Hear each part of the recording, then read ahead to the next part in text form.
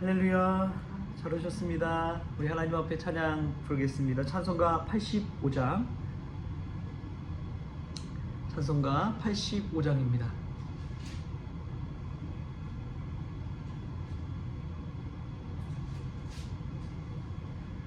구주를 생각만 해도 이렇게 좋거든. 주 얼굴 배울 때야 얼마나 좋으랴. 만민의 구주 예수의 귀하신 이름은 천지에 있는 이름 중 비할 데 없도다. 잠에게 하는 자에게 소망이 되시고 구하고 찾는 자에게 기쁨이 되신다. 예수의 넓은 사랑을 어찌 다 말하랴. 주 사랑 받은 사람만 그 사랑 알도다. 사랑의 구주 예수여 내 기쁨 되시고 이제로부터 영원히 영광이 되소서. 아멘. 우리 다같이 사도신경으로 신앙 고백하시겠습니다. 전능하사 천지를 만드신 하나님 아버지를 내가 믿사오며 그 외아들 우리 주 예수 그리스도를 믿사오니 이는 성령으로 잉태하사 동정녀 마리아에게 나시고 본디오 빌라도에게 고난을 받으사 십자가에 못 박혀 죽으시고 장사한 지 사흘 만에 죽은 자 가운데서 다시 살아나시며 하늘에 오르사 전능하신 하나님 우편에 앉아 계시다가 저리로서 산자와 죽은 자를 심판하러 오시리라. 성령을 믿사오며 거룩한 공예와 성도가 서로 교통하는 것과 죄를 사하여 주시는 것과 몸이 다시 사는 것과 영원히 사는 것을 믿사옵나이다. 아멘. 우리 고린도후서 5장 20절 21절 우리 두 절 말씀 같이 보겠습니다. 고린도후서 5장 20절 21절 같이 합독하시겠습니다. 그러므로 우리가 그리스도를 대신하여 사신이 되어 하나님이 우리를 통하여 너희를 권면하시는 것 같이 그리스도를 대신하여 간청하노니 너희는 하나님과 화목하라. 하나님이 죄를 알지도 못하신 이를 우리를 대신하여 죄로 삼으신 것은 우리로 하여금 그 안에서 하나님의 의가 되게 하려 하심이라. 아멘. 할렐루야. 오늘 말씀 가운데서 귀한 은혜가 저와 여러분에게 있기를 소망합니다. 어제 타일 공사를 시작을 했는데요. 거기 일하시러 오신 분이 그런 이야기를 하시더라고요. 제가 이제 삽을 들고 이렇게 푸는 일을 조금 도와줬는데, 근데 그 삽질하는 것만 봐도 고수들은 이 사람이 좀 일 좀 해봤구나, 아니면 초보구나, 그냥 삽질하는 폼만 봐도 안다는 거예요. 이 경륜이 쌓이다 보면 아주 조그만 디테일한 것만 봐도 저 사람이 초짜구나, 아니면 그래도 나름대로 실력이 있구나, 이런 것을 알 수가 있다고 합니다. 근데 믿는 사람도 저는 마찬가지라고 믿습니다. 삶 속에서, 일상의 생활 속에서 저 사람이 정말 초짜인지 아니면 정말 고수인지 그게 드러나는 것이지요. 우리는 아무렇지 않게 생각하고 생활한다고 하지만 하나님이 보시기에는 딱 보면은 그 사람의 믿음이 보이는 것입니다. 그럼에도 불구하고 오늘 사도 바울은 고린도 교회 성도들을 향해서 너희는 그리스도의 사신이라고 이야기합니다. 이 고린도 교회를 향해 사도 바울이 편지할 때 그들의 앞에 그리스도의라고 하면서 지칭하는 표현들이 있어요. 첫 번째로 그리스도의 향기, 그리스도의 편지, 그리고 그리스도의 사신입니다. 첫 번째가 뭐라고요? 그리스도의 향기. 두 번째가 그리스도의 편지. 세 번째가 그리스도의 사신. 그리스도의 사신이라고 이야기하는데, 여러분 사신의 역할이 무엇입니까? 우리 지금 대한민국 외교부 장관이 박진 외교부 장관이잖아요. 외교부 장관이 외국에 나가서 우리나라를 대표해서 나아갈 때 그게 사신인 것이죠. 사신이 가서 마음대로 계약하고 이야기할 수가 있습니까? 아니면은 대통령의 재가를 받고 허락을 받고 이야기할 수 있나요? 이 사신이라는 것은 늘 어떠한 말 한마디 행동거지 하나를 할 때마다 우리나라 전체를 대표해서 가는 의미가 있습니다. 정말 막중한 자리예요. 그래서 아무나 보낼 수가 없는 것이지요. 외국어 실력, 그 나라의 문화, 또 우리나라의 모든 것들을 판단하고 생각할 수 있는 사람을 보내는 것입니다. 국가대표이기 때문에 그래요. 이 사신이 가지고 있어야 될 책임성, 또 막중한 사명, 또 실력, 이 자세, 여러 가지 것들이 정말 겸비되어야지 보낼 수가 있는 게 사신입니다. 근데 사도 바울이 고린도 교회 성도들 향해서 너희는 그리스도의 사신이라고 이야기하는 거예요. 세상 사람들 앞에 나아갈 때 너희는 그리스도의 사신이다. 얼마나 대단합니까? 이 말씀에 따라서 우리는 그리스도의 사신입니다.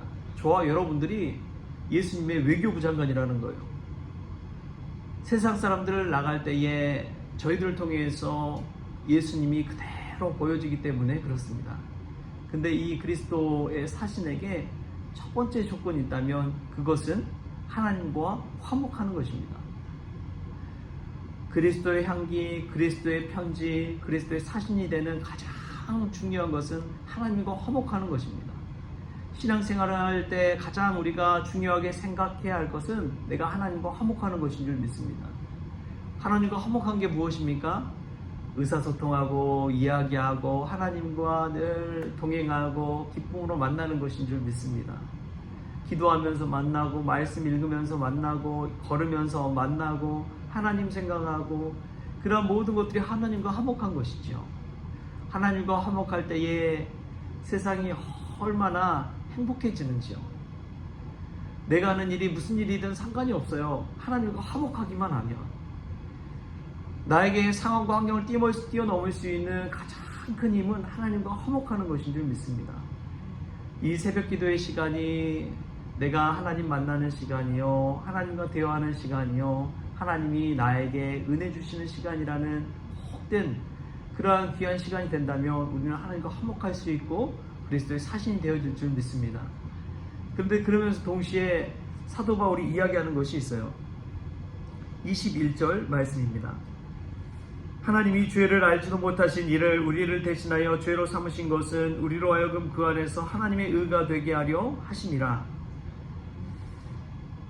하나님께서 죄를 알지 못하는 예수 그리스도, 독생자 예수 그리스도를 우리를 대신해서 십자가에 달려 죽게 하셨습니다. 그러므로 말미암아 우리를 대속해 주시고 우리의 죄를 탕감해 주시고 우리를 의인 삼아 주셨다는 거예요. 여러분, 이러한 일이 어떻게 가능할까요? 이해가 불가능한 거예요. 저희들이 엄청난 죄를 저질렀는데 그 죄를 아무 이유 없이 탕감해 주셨다는 것은 있을 수가 없는 일입니다. 심지어 자신의 독생자 아들 예수 그리스도를 통해서 우리의 죄를 탕감해 주셨다는 것은 아무리 생각해도, 인간적으로 생각해도 이해 불가해요. 불가능한 일입니다. 어떻게, 왜? 아무 이유 없는데, 아무 조건 없는데. 그래서 이 모든 것이 하나님의 은혜라는 것이죠. 우리가 잘나서 죄를 탕감해 준 것이 아닙니다. 우리가 뭐라도 되어서 우리의 죄를 탕감해 주신 것이 아니에요. 오로지 이것은 하나님의 은혜입니다.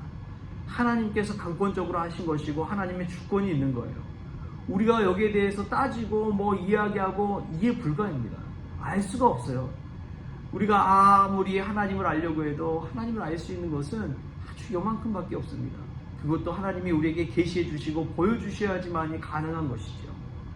그런데 하물며 죄 가운데 있던 우리를 하나님께서 하나님의 의로 삼아주셨다는 것은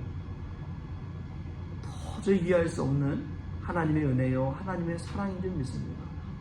아무것도 아닌 저희들을 불러서 그리스도의 사신 삼아주신 것은 이해 불가해요.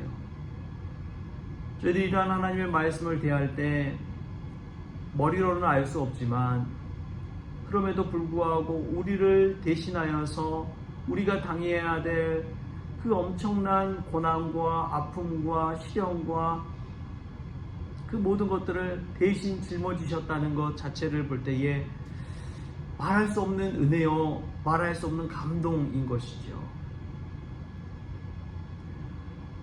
소위 말해서 내가 10억을 빚졌는데 누군가 그냥 아무 이유 없이 나를 알지도 못하는데 그 10억을 갚아줬다고 생각해 보십시오. 맨날 빚에 허덕이며 매일매일 살아가던 인생에 엄청난 탈출과 해방과 은혜를 맛보게 되는 것이죠. 그때 그 감격과 감사는 뭐라고 갚을 수 있을까요? 하물며 그러한 돈이 문제가 아니라 우리의 생명을 그렇게 비치게 되었습니다. 그러므로 말미암아 우리가 하나님의 의인이 되었습니다. 엄청난 삶의 변화가 일어난 것이죠. 그러한 마음, 그러한 빚진 자의 마음, 그러한 은혜의 마음을 가지고 우리가 그리스도의 사신으로 산다면 어떻게 하나님을 위해 일하시겠습니까? 그냥 대충 할 수 있을까요? 최선을 다해서 정말 목숨 바치듯이 치열하게 하지 않을까요? 오늘 이 말씀 속에서 내가 그리스도의 사신이라는 것을 잊지 마십시오. 그리고 가장 먼저 하나님과 화목하십시오. 하나님을 즐거워하십시오. 하나님으로 만족하십시오. 하나님께 아뢰십시오. 무슨 일만 하면 있으면은 부모님에게 전화한 것처럼 우리 하나님께 기도하십시오. 그때 하나님께서 우리의 죄를 탕감해 주시고 의인으로 하나님의 자녀로 그리스도의 향기로 그리스도의 편지로 그리스도의 사신으로 우리를 보내주십니다. 은혜를 알고 사신으로 섬길 수 있기를 축복합니다. 은혜를 알고 성도로서 신앙생활할 수 있기를 바랍니다. 그 은혜 때문에 우리가 오늘 또 살아간다는 사실을 기억하면서 이 생명 주님을 위해 살아갈 수 있는 저와 여러분 될 수 있기를 좋으신 예수님의 이름으로 축복합니다. 기도하겠습니다. 좋으신 하나님 감사합니다. 오늘 또 이 새벽 기도 시간을 통해 하나님과 화목하기를 원합니다. 내가 신앙생활하고 일상 가운데서도 하나님과 늘 소통하고 기도하고 하나님과 대화할 수 있는 귀한 종들 다 되어지게 하여 주옵소서. 무엇보다 우리의 죄를 대신 지시고 우리의 죄를 탕감해 주신 주님의 은혜, 그 은혜로 말미암아 하나님의 의가 되었다는 사실을 기억하게 하여 주시고 하나님의 사신되어서 막중한 책임감과 사명을 가지고 주님을 위해 살아갈 수 있도록 오늘도 붙잡아 주옵소서. 오늘 하루의 모든 것 주님께 의탁하오며 거룩하신 예수님의 이름으로 기도합니다. 아멘. 우리 주기도문으로 오늘 새벽기도를 마치겠습니다. 하늘에 계신 우리 아버지여, 이름이 거룩히 여김을 받으시오며 나라가 임하시오며 뜻이 하늘에서 이루어진 것 같이 땅에서도 이루어지이다. 오늘 우리에게 일용할 양식을 주시옵고 우리가 우리에게 죄 지은 자를 사하여 준 것 같이 우리 죄를 사하여 주시옵고 우리를 시험에 들게 하지 마시옵고 다만 악에서 구하시옵소서. 나라와 권세와 영광이 아버지께 영원히 있사옵나이다. 아멘.